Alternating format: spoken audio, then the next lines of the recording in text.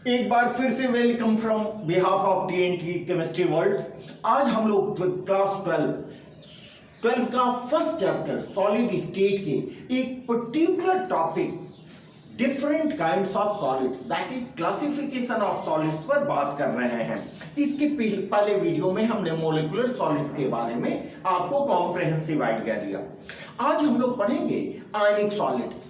तो आयनिक सॉलिड्स पढ़ने से पहले हम ये बता दें कि जैसे कि पिछले वीडियो में हम state wise and depending upon the basis के आधार पर स्टडी किए थे, ठीक उसी तरह से यहां भी स्टडी करेंगे कि सबसे पहले ये आयनिक सॉलिड्स बनते कैसे हैं, अगर बनते हैं तो उनके बीच फोर्स ऑफ अट्रैक्शन क्या होता है और फोर्स ऑफ अट्रैक्शन के आधार पर उनका जो प्रॉपर्टीज होता है उसका हम स्टडी करेंगे। आइए देखते हैं आयनिक सॉलिड्स।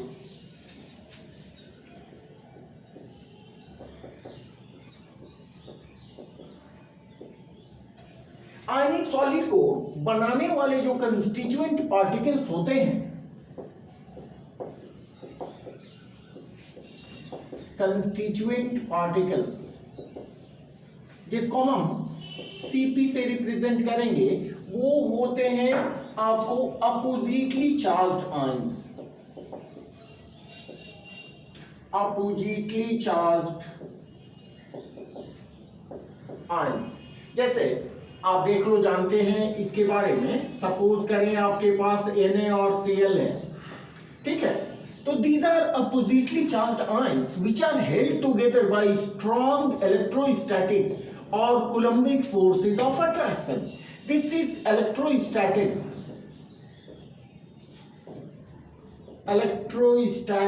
or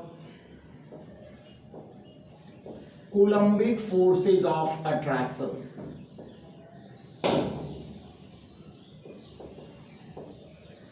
ये फोर्स ऑफ अट्रैक्शन काफी स्ट्रांग होते हैं, which is characteristic feature of ionic bond and thus resulting solids are said to be ionic solids. तो इसमें सेकेंड पॉइंट में हम लोग क्या स्टडी किए थे? Force of attraction. Force of attraction किसके बीच? Among constituent particles. तो ये फोर्स ऑफ अट्रैक्शन कैसा होता है? ये फोर्स ऑफ अट्रैक्शन होता है जैसा कि हम लोगों ने यहां देखा, इलेक्ट्रोस्टैटिक और Coulombic forces of attraction. Electrostatic और कूलम्बिक फोर्सेज ऑफ अट्रैक्शन जिसका नेचर स्ट्रॉन्ग टेंडेंसी वे में होता है। तो फोर्स ऑफ अट्रैक्शन जब स्ट्रॉन्ग है तो उसके आधार पर इनका प्रॉपर्टीज क्या होगा?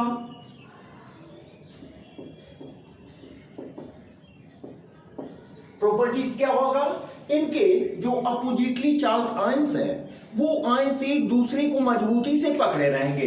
दे are held together by strong forces of attraction. Strong force of attraction से पकड़े रहेंगे जिसके कारण ये काफी हार्ड नेचर के होते हैं, ठीक है। हार्ड होते हैं, ब्रिटल होते हैं और कंस्टिट्यूएंट पार्टिकल चूंकि मजबूती से पकड़े होते हैं जिसके कारण उनको तोड़ने के लिए हमें अधिक एनर्जी लगानी पड़ती है। That's why ionic solids have high magnitude of melting points. तो ये होते हैं hard, brittle, having high melting point. इनका मेल्टिंग पॉइंट हाई होता है, ठीक है। और स्ट्रॉन्ग फोर्स ऑफ अट्रैक्शन के कारण ये नॉर्मल टेम्परेचर एंड प्रेशर पर सॉलिड होते हैं। जबकि हम लोगों ने मॉलिक्यूलर सॉलिड में क्या देखा था कि वो नॉर्मल टेम्परेचर एंड प्रेशर पर नॉर्मली गैस या लिक्विड के फॉर्म में पाए जाते थे due to having weak magnitude of forces of attraction. लेकिन यहां पर strong magnitude of force of attraction के कारण इनका स्टेट क्या होता है? Existing as solid at NTP, normal temperature and pressure पर ये सॉलिड होते हैं।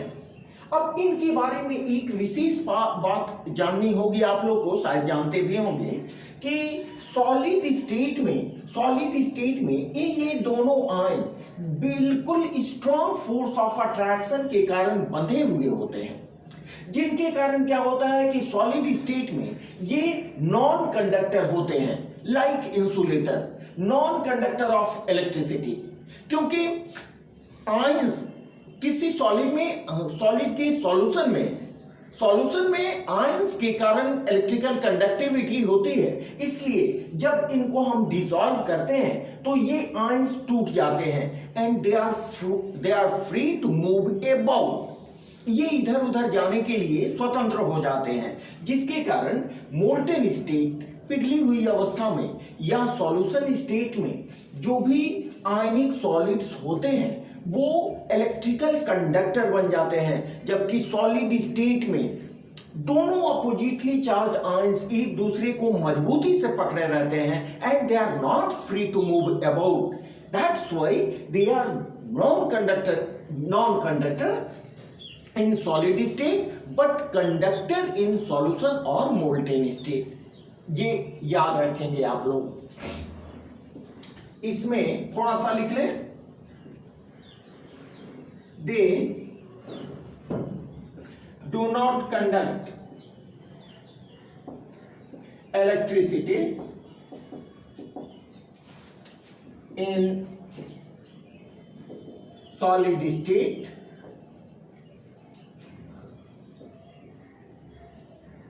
because ions are held together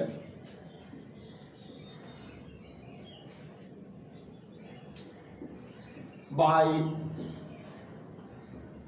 strong forces of attraction which do not allow to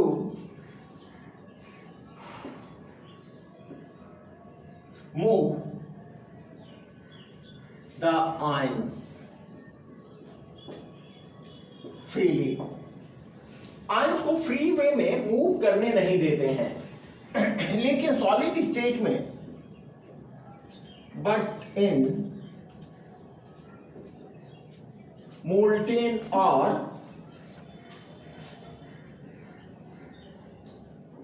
solution state ions are free to move about, which makes ionic solid conductors, or you can say good conductors। क्योंकि हम जानते हैं कि solution में जो conducting capacity होता है that depends upon the presence of ions. Ion जितनी फ्री आयंस होंगे, जितनी अधिक संख्या होगी, वो अधिक गुड कंडक्टर होंगे। ठीक है, इसको आप लिख लो, उसके बाद चलते हैं metallic solid.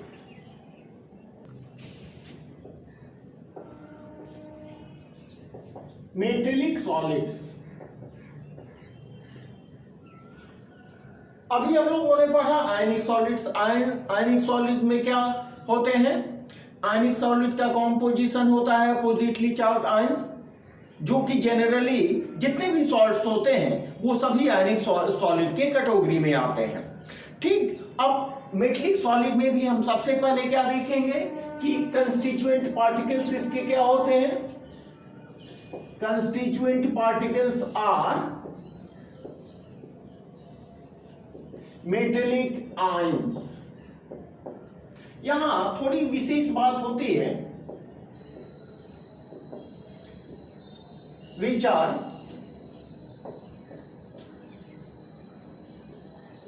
surrounded and held together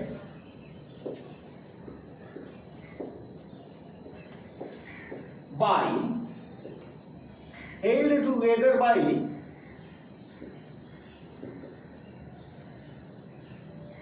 C of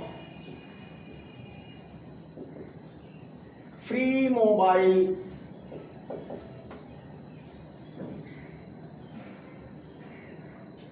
electron. यही फ्री मोबाइल इलेक्ट्रॉन्स और उनके मेटेलिक आयंस जो भी होते हैं उनके बीच एक स्ट्रॉन्ग फोर्स ऑफ अट्रैक्शन का क्रिएशन होता है, that is called metallic bond. ठीक है, ये काफी स्ट्रॉन्ग होता है। कुछ केसेस में मेटेलिक सॉलिड्स सॉफ्ट होते हैं, जबकि मैक्सिमम केसेस में मेटेलिक सॉलिड्स काफी टफ होते हैं। वो डिपेंड करता है इनके मेटेलिक बॉन्ड के ऊपर। तो ये कंस्टिट्यूएंट पार्टिकल्स हो गए, और ये फोर्स ऑफ अट्रैक्शन यहां क्या होता है, दिस इज मेटेलिक बॉन्ड। ये मेटेलिक बॉन्ड्स स्ट्रॉन्ग होते हैं, लेकिन depending upon the nature of metals, कुछ मेटल्स यहां सॉलिड होते हैं जहां पर मेटेलिक बॉन्ड्स की टेंडेंसी कमजोर हो जाती है। अब यहां नॉर्मली स्ट्रॉन्ग नेचर के कारण जितने भी मेटल्स होते हैं इनका प्रॉपर्टीज क्या होगा, ये हार्ड होंगे और इनका मेल्टिंग पॉइंट अधिक होगा, हैविंग हाई मेल्टिंग पॉइंट। कुछ एक्सेप्शनल मेटल्स हैं जिनके मेल्टिंग पॉइंट लो भी होते हैं। ठीक है, इनका मेल्टिंग पॉइंट अधिक होता है, और ये इलेक्ट्रिकल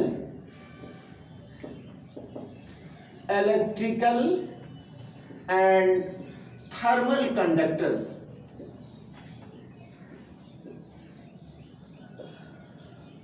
इलेक्ट्रिकल और थर्मल कंडक्टर्स होते हैं due to presence of free mobile electron. Electrical and thermal conductors due to presence of free mobile electron. ठीक है, इसके अलावा फ्री मोबाइल इलेक्ट्रॉन के कारण एक और विशेष प्रॉपर्टीज होती है जिसको हम बोलते हैं लस्टर, चमक भी हर मेटल का अपना विशेष एक लस्टर होता है, which is due to presence of free mobile electron. बात आ रही है समझ में? नेक्स्ट देखें कि जितने भी मेटल्स होते हैं वो मैलिएबल होते हैं, मैलिएबल एंड डक्टाइल। मतलब आप समझ रहे हैं, जिनसे हम तार खींच सकते हैं, जिनको पीट पीट के हम चदरा बना सकते हैं। ठीक है, ये मेटल्स की विशेष प्रॉपर्टीज होती है। ठीक है, तो इसको आप लिख लो, उसके बाद चलते हैं कोवैलेंट सॉलिड की ओर। ठीक है, आइए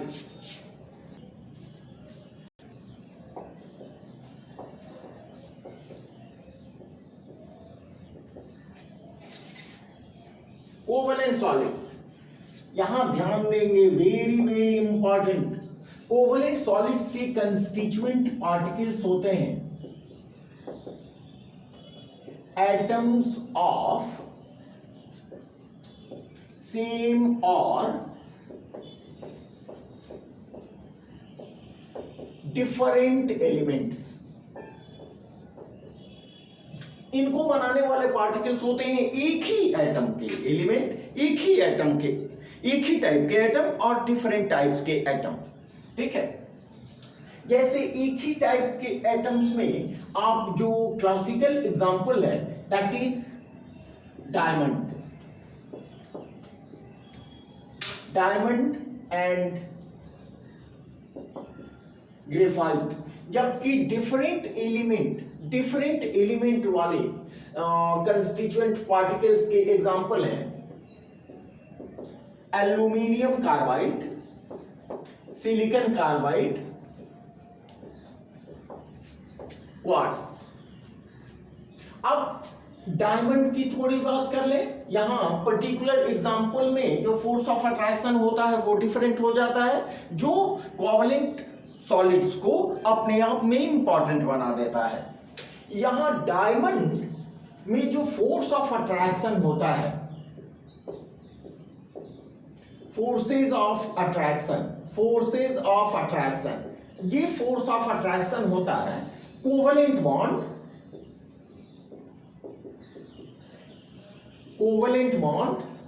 इन network arrangement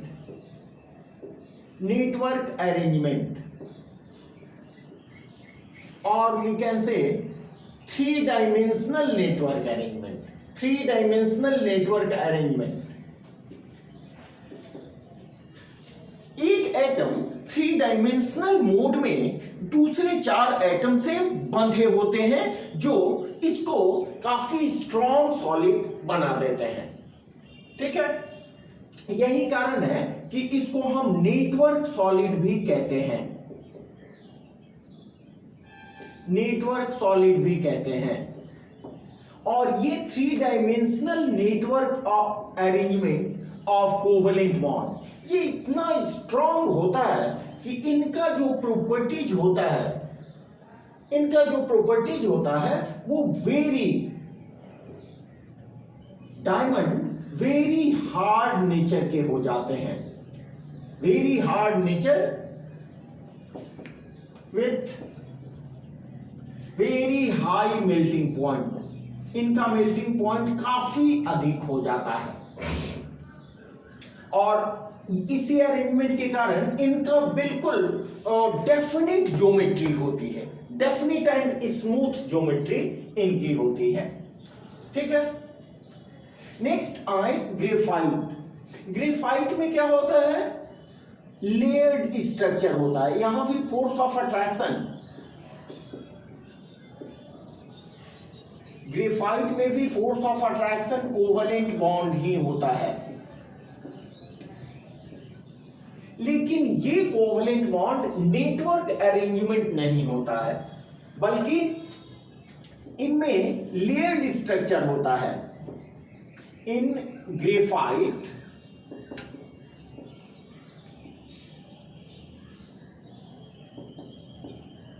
different layers are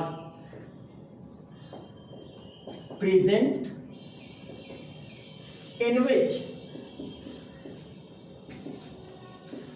3 carbon atoms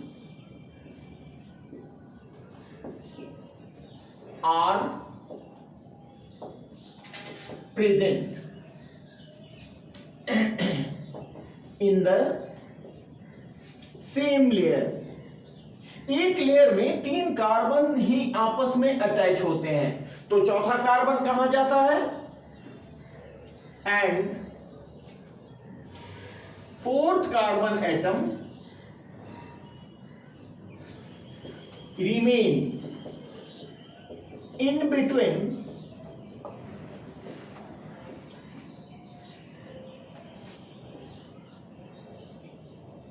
layers, जिसके कारण which makes graphite good conductor of electricity,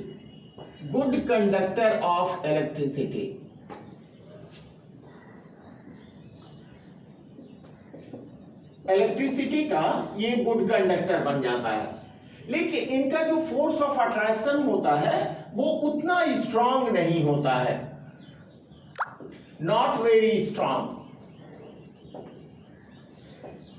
जिसके कारण ये सॉलिड कंपैरेटिवली वीक होते हैं,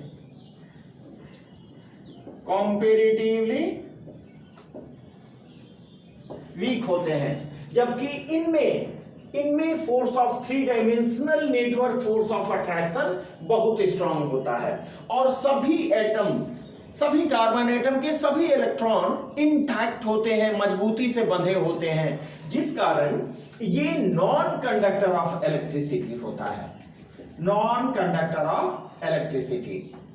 हम लोग का फोकस मैक्सिमम इन्हीं दोनों पर होगा, नॉन कंडक्टर ऑफ इलेक्ट्रिसिटी। ठीक है, कुछ इनका भी स्ट्रक्चर इन्हीं से मिलता जुलता है, जिसके कारण ये भी कॉम्पेरेटिवली स्ट्रॉन्ग सॉलिड होते हैं। ठीक है, आप लोग इसको बढ़िया से पढ़ लें। मैं डिस्क्रिप्शन बॉक्स में नोट्स भी इसका डाल रहा हूं, आप पढ़ें और अपने रिस्पॉन्स हमें जरूर दें। मिलते हैं नेक्स्ट वीडियो में। Okay, have a nice day.